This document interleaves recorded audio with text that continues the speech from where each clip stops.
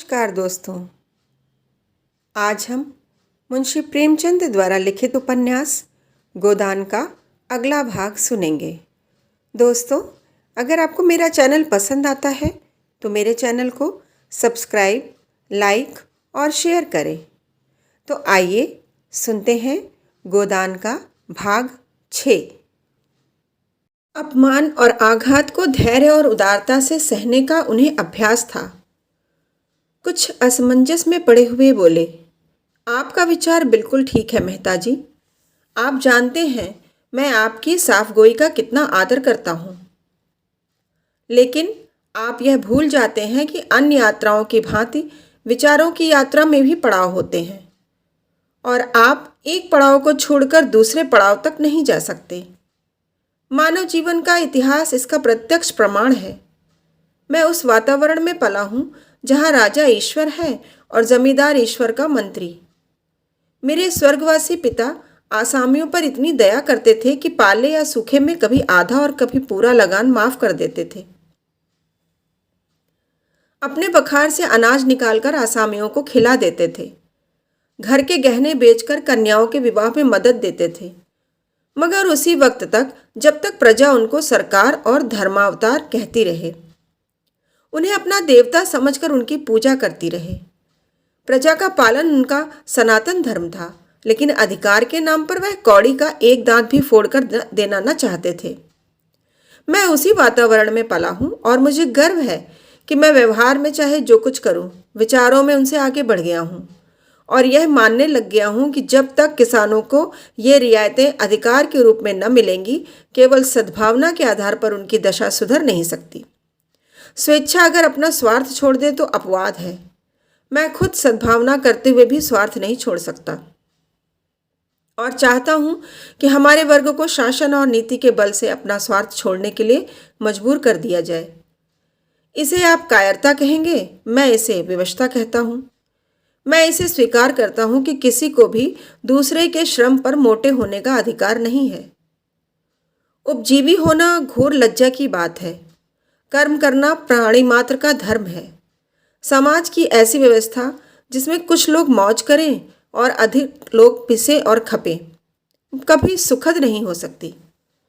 पूंजी और शिक्षा, जिसे मैं पूंजी ही का एक रूप समझता हूँ, इनका किला जितनी जल्दी टूट जाए उतना ही अच्छा है। जिन्हें पेट की रोटी मैसर नहीं, उनके अफसर और नियोजक 10-10, 5-5 हजार फटकारें, यह हास्यास्पद है और लज्जास्पद भी।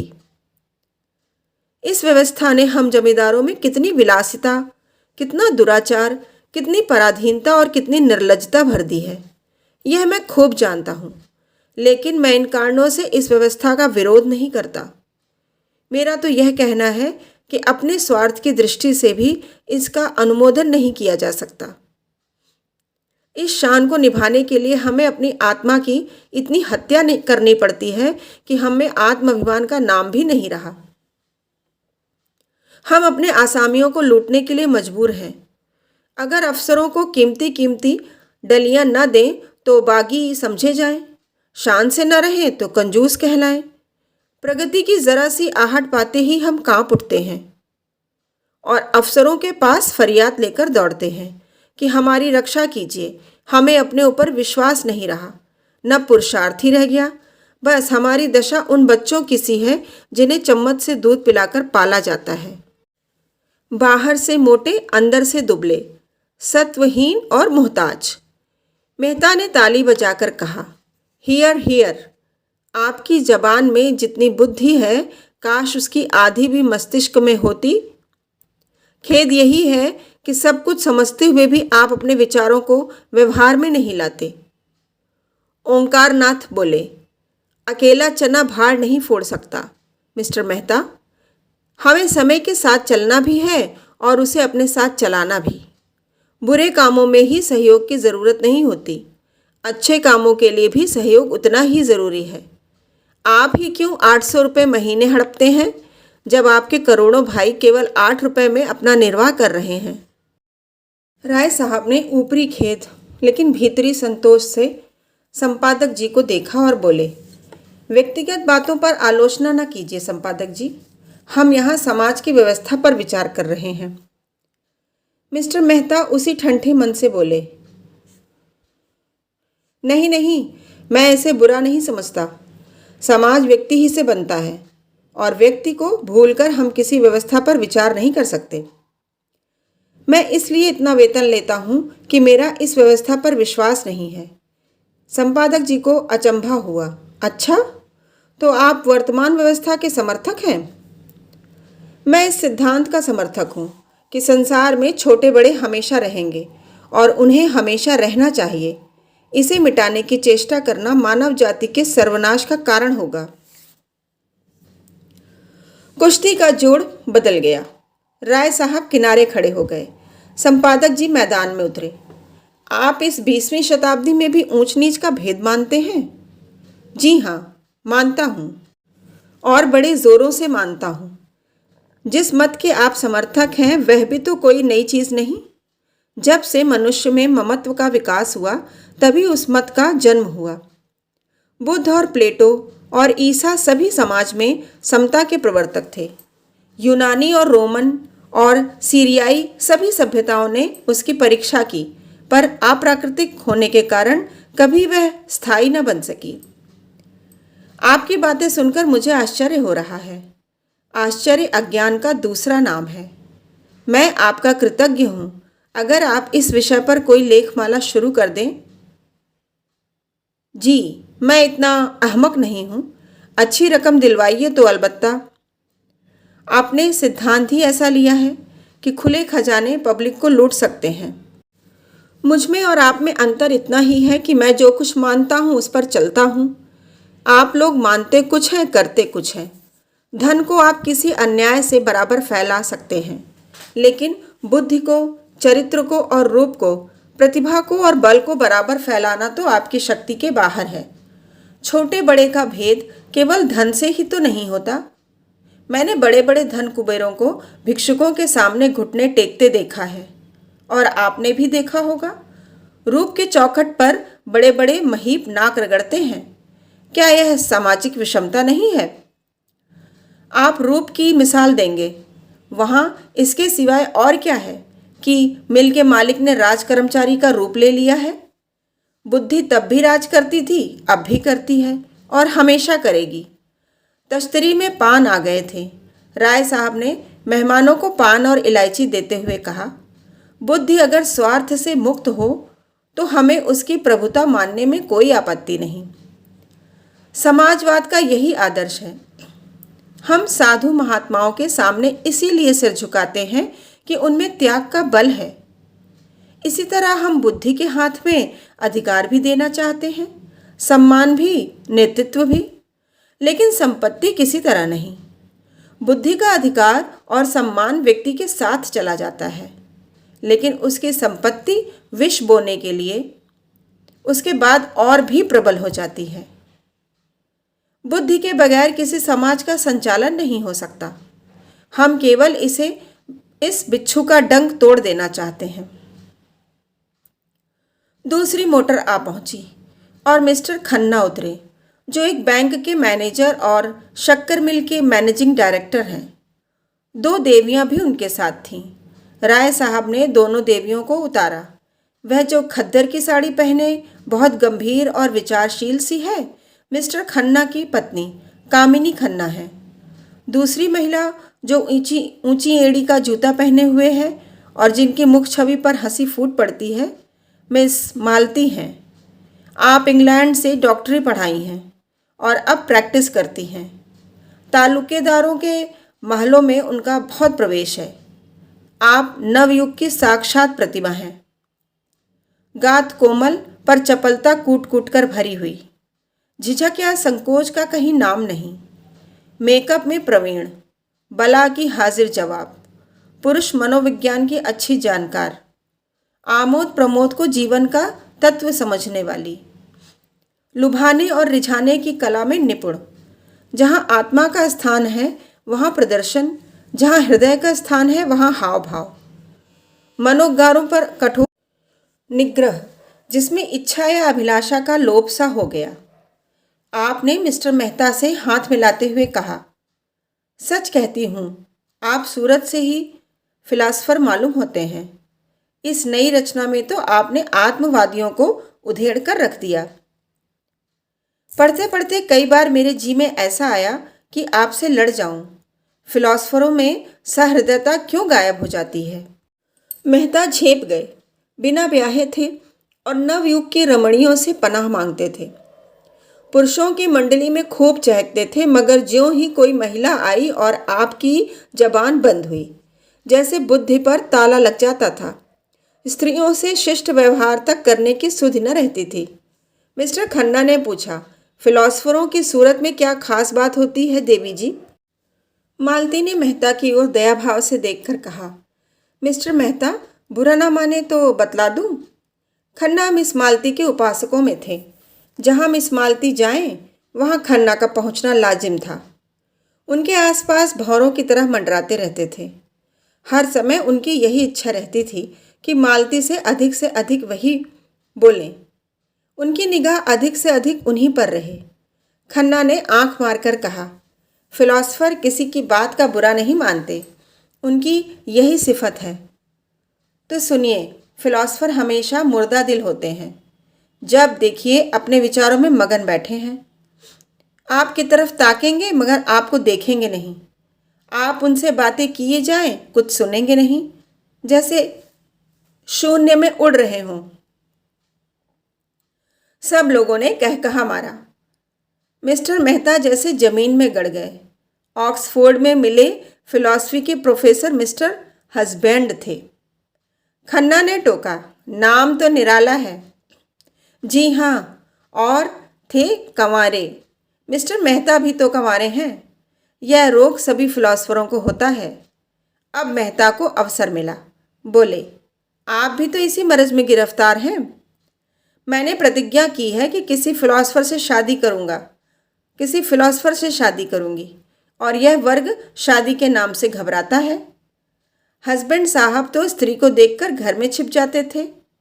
उनके शिष्यों में कई लड़कियां थीं। अगर उनमें से कोई कभी कुछ पूछने के लिए उनके ऑफिस में चली जाती थी तो आप ऐसे घबरा जाते जैसे कोई शेर आ गया हो। हम लोग उन्हें खूब छेड़ा करते थे, मगर थे बेचारे सरल हृदय। कई हजार की आमदनी थी, पर मैंने हमेशा एक ही सूट पहने देखा उन्हें। उनकी एक विधवा बहन थी, वही उनके घर का सारा प्रबंध करती थी। मिस्टर हस्बैंड को तो खाने की फिक्र ही न रहती थी। मिलने वालों के डर से अपने कमरे का द्वार बंद करके लिखा पढ़ी करते थे। भोजन का समय आ जाता तो उनकी बहन आहिस्ता से भीतर के द्वार से उनके पास जाकर किताब बंद कर देती थी। तब उन्हें मालूम होता कि खाने का समय हो गया। रात को भी भोजन का समय बंधा हुआ था। उनकी बहन कमरे की बत्ती बुझा दिया करती थी। एक दिन बहन ने किताब बंद करना चाहा तो आपने पुस्तक को दोनों हाथों में दबा लिया और बहन भाई में जोर आजमाई होने लगी। आखिर बहन उनकी पहिएदार कुर्सी को खींचकर भोजन के कमरे में लाई। राय साहब बोले, मगर मेहता साहब तो बड़े खुशमिजाज और मिलनसार हैं, नहीं इस हंगामे में क्यों आते? तो आप फिलॉसफर न होंगे।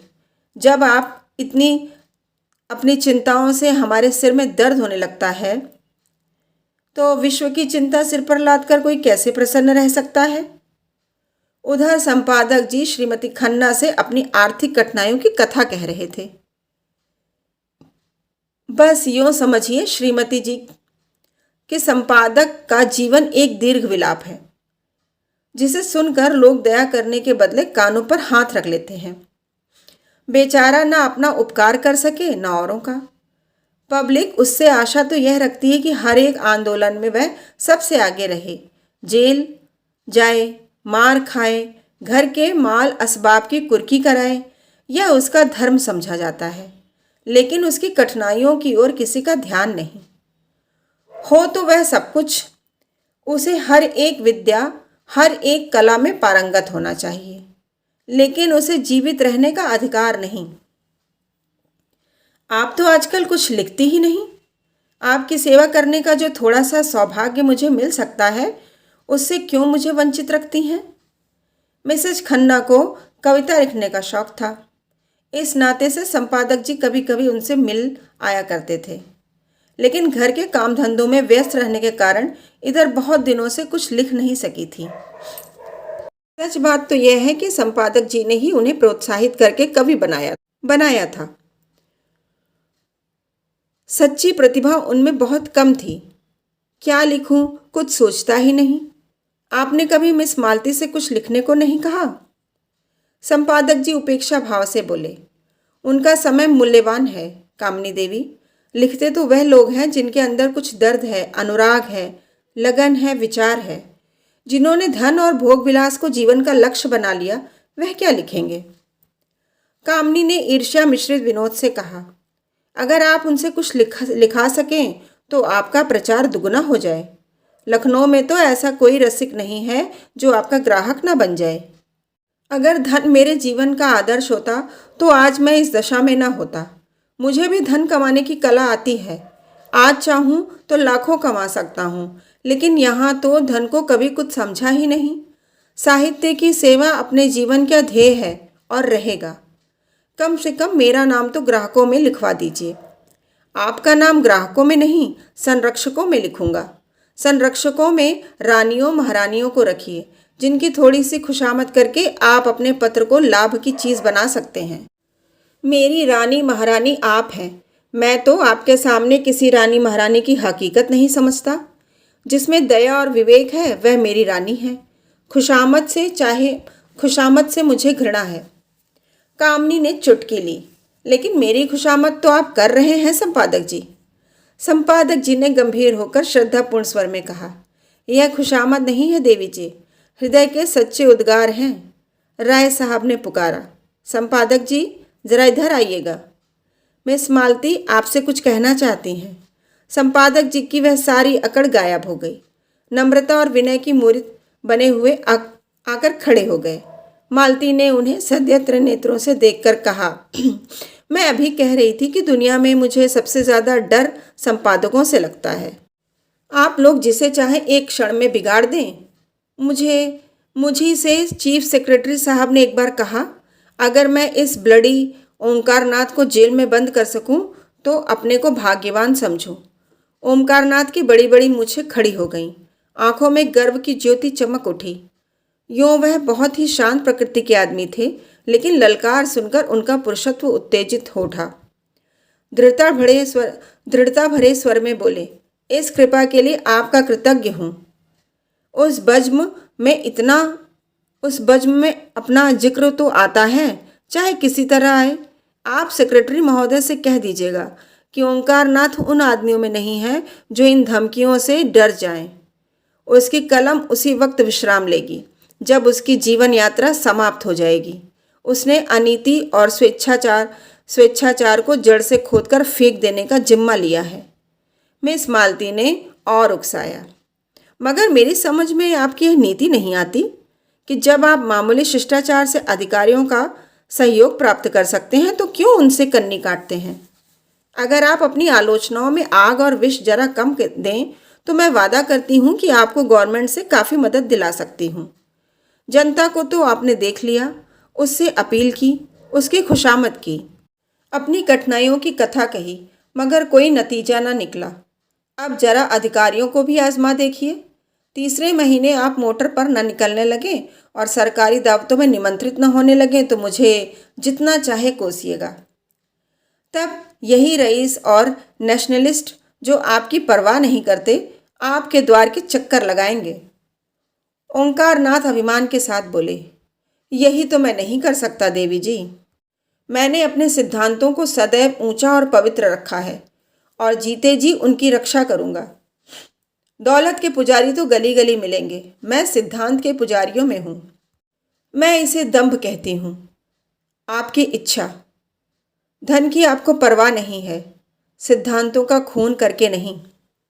तो आपके पत्र में विदेशी वस्तुओं के विज्ञापन क्यों होते हैं?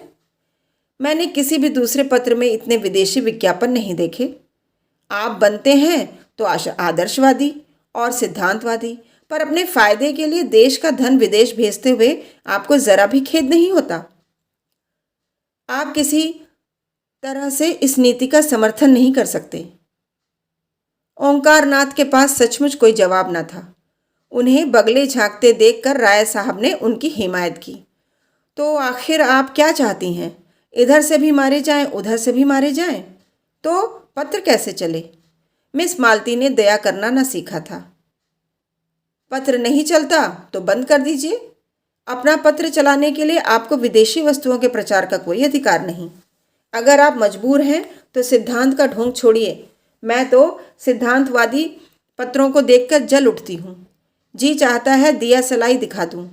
जो व्यक्ति कर्म और वचन में सामंजस्य नहीं रख सकता वह और चाहे जो कुछ हो सिद्धांतवादी नहीं है। मेहता खेल उठे। थोड़ी देर पहले उन्होंने खुद इसी विचार का प्रतिपादन किया था। उन्हें मालूम हुआ कि इस रमणी में विचार की शक्ति भी है, केवल तितली नहीं। संकोच जाता रहा। यही बात अभी मैं कह रहा था। विचार और व्यवहार में सामंजस्य का न होना ही धूर्तता है, मक्कारी है। मिस मालती प्रसन्न मुख से बोली, तो इस विषय में आप और मैं एक हैं, और मैं भी फिलॉसफर होने का दावा कर सकती हूँ। खन्ना की जीभ में खुजली हो रही थी। बोले, आपका एक एक अंग फिलॉसफी में डूबा हुआ है। मालती ने उनकी लगाम खींची। अच्छा, आपको भी फिलॉसफी में दखल है?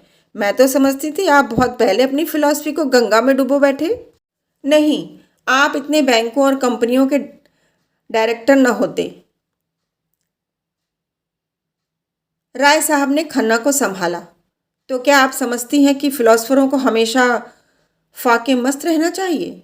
जी हाँ, फिलॉसफर अगर मुंह पर विजय न पा सके तो फिलॉसफर कैसा? इस लिहाज से तो शायद मिस्टर मेहता भी फिलॉसफर न ठहरे। मेहता ने जैसे आस्तीन चढ़ाकर कहा, मैंने तो कभी यह दावा नहीं किया राय साहब। मैं तो इतना ही जानता हूँ कि जिन औजारों से लोहार काम करता है उन्हीं औजारों से सोनार नहीं करता।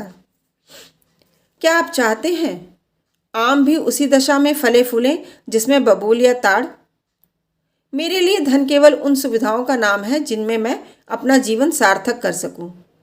धन मेरे लिए बढ़ने और फूलने फलने वाली चीज़ नहीं, केवल साधन है।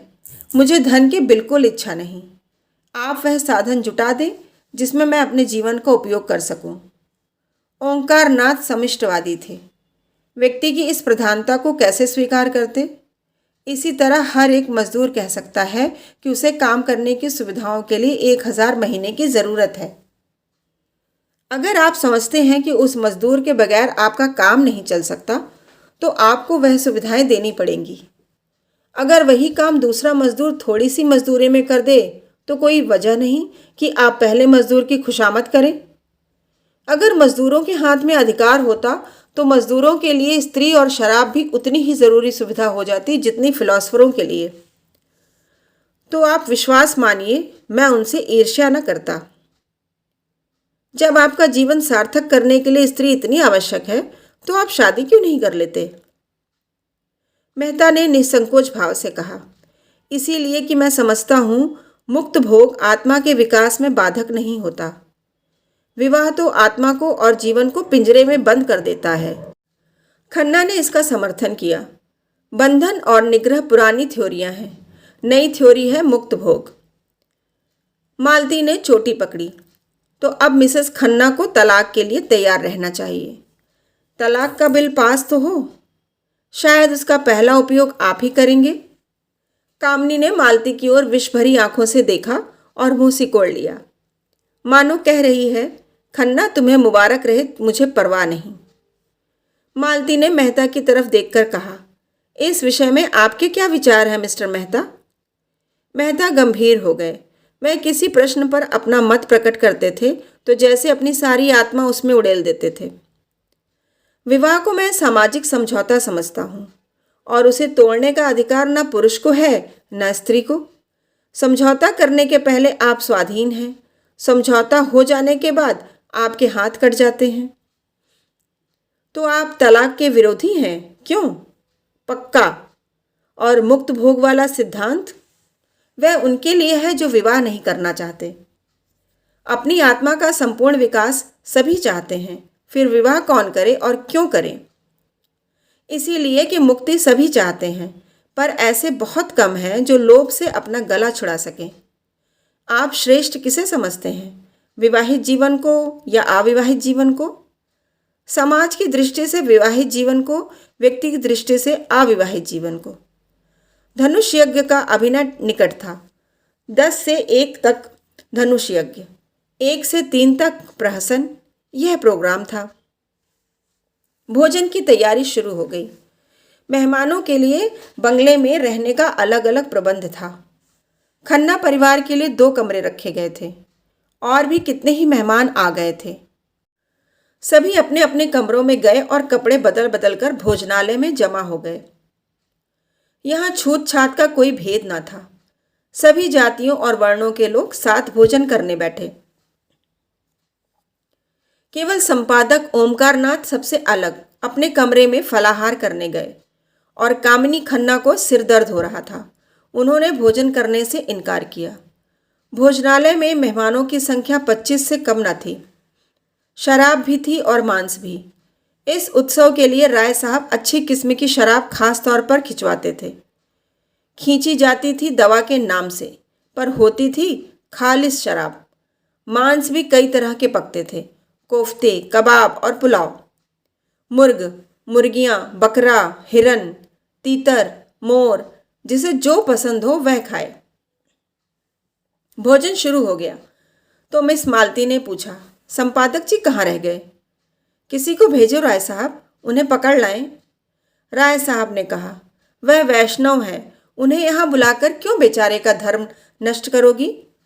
बड़ा ही आचार निष्ठ आदमी है। अजी और कुछ न सही तमाशा तो रहेगा। सहसा एक सज्जन को देखकर उसने पुकारा, आप भी तशरीफ रखते हैं मिर्जा खुर्शीद? यह काम आपके सुपुर्द। आपकी लियाकत की परीक्षा हो जाएगी। मिर्जा खुर्शीद गोरे चिट्टे आदमी थे। भूरी भूरी मूछें, नीली आंखें, दोहरी देह, चांद के बाल सफ़ा चट, छकलियाँ अचकन और चूड़ीदार पैजामा पहने थे। ऊपर से हैट लगा लेते थे। वोटिंग के समय चौंक पड़ते थे और नेशनलिस्टों की तरफ वोट देते थे। सूफी मुसलमान थे। 2 बार हज कराए थे, मगर शराब खूब पीते थे। कहते थे, जब हम खुदा का एक हुक्म भी कभी नहीं मानते तो दीन के लिए क्यों जान दें? बड़े दिल लगी बाज बेफिक्रे जीव थे। पहले बसरे में ठीके का कारोबार करते थे। लाखों कमाए, मगर शामत आई कि एक मेम से आशनाई कर बैठे। मुकदमेबाजी हुई, जेल जाते जाते बचे। 24 घंटे के अंदर मुल्क से निकल जाने का हुक्म हुआ। जो कुछ जहाँ था वहीं छोड़ा और सिर्फ 50,000 लेकर भाग खड़े हुए। बम्बई में उनके एजेंट थे। सोचा था उनसे हिसाब किताब कर लें और जो कुछ निकलेगी उसे में ज़िंदगी काट देंगे, मगर एजेंटों ने जाल करके उनसे वह 50,000 भी ऐंठ लिए। निराश होकर वहाँ से लखनऊ चले। गाड़ी में एक महात्मा से साक्षात हुआ। महात्मा जी ने उन्हें सब्ज बाग दिखाकर उनकी घड़ी, अंगूठियाँ और रुपए सब उड़ा लिए। बेचारे लखनऊ पहुँचे तो देह के कपड़ों के सिवा और कुछ न था। राय साहब से पुरानी मुलाकात थी। कुछ उनकी मदद से और कुछ अन्य मित्रों से मदद से एक जूते की दुकान खोल ली। वह अब लखनऊ की सबसे चलती हुई जूते की दुकान थी। 400-500 रोज की बिक्री थी। जनता को उन पर थोड़े ही दिनों में इतना विश्वास हो गया कि एक बड़े भारी मुस्लिम तालुकेदार को नीचा दिखाकर काउंसिल में पहुंच गए। अपनी जगह पर बैठे बैठे बोले, जी नहीं, मैं किसी का दीन नहीं बिगाड़ता। यह काम आपको खुद करना चाहिए। मजा तो जब है कि आप उन्हें शराब पिलाकर छोड़ें। यह आपके हुस्न के जादू की आजमाइश है।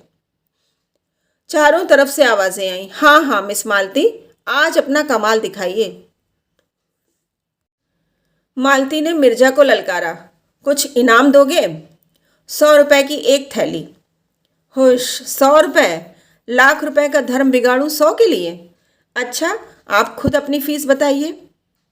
1000 कौड़ी कम नहीं। अच्छा, मंजूर। जी नहीं, लाकर मेहता जी के हाथ में रख दीजिए। मिर्जा जी ने तुरंत 100 रुपए का नोट जेब से निकाला और उसे दिखाते हुए खड़े होकर बोला, भाइयों, यह हम सब मर्दों की इज्जत का मामला है। अगर मिस मालती की फरमाइश न पूरी हुई तो हमारे लिए कहीं मुंह दिखाने की जगह न रहेगी। अगर मेरे पास रुपए होते तो मैं मिस मालती की एक एक अदा पर एक एक लाख कुर्बान कर देता। एक पुराने शायर ने अपने माशूक के एक काले तिल पर समरकंद और बोखारा के सूबे कुर्बान कर दिए थे। आज आप सभी साहबों की जवा मर्दी और हुस्न परस्ती का इम्तहान है। जिसके पास जो कुछ हो सच्चे सुरमा की तरह निकाल कर रख दे। आपको इल्म की कसम, माशूक की अदाओं की कसम, अपनी इज्जत की कसम, पीछे कदम ना हटाइए मर्दों। मर्दों, रुपए खर्च हो जाएंगे, नाम हमेशा के लिए रह जाएगा। ऐसा तमाशा लाखों में भी सस्ता है। देखिए, लखनऊ के हसीनों की रानी एक जाहिद पर अपने हुस्न का मंत्र कैसे चलाती ही मिर्जा जी ने हर एक की जेब की तलाशी शुरू कर दी। पहले मिस्टर खन्ना की तलाशी हुई। उनकी जेब से 5 रुपए निकले। मिर्जा ने मुंह फीका करके कहा, वाह खन्ना साहब, वाह, नाम बड़े दर्शन थोड़े। इतनी कंपनियों के डायरेक्टर, लाखों की आमदनी और आपकी जेब में 5 रुपए। लाहौल बिलाकबूत। कहाँ है मेहता? आप ज़रा जाकर मिसेस खन्ना से कम 100 रुपये वसूल कर लाएं। खन्ना खिसियाकर बोले, अजी उनके पास एक पैसा भी ना होगा। कौन जानता था कि यहाँ आप तलाशी लेना शुरू करेंगे। खैर, आप खामोश रहिए, हम अपनी तकदीर तो आजमा लें। अच्छा, तो मैं जाकर उनसे पूछता हूँ। जी नहीं, आप यहाँ से हिल नहीं सकते मिस्टर मेहता।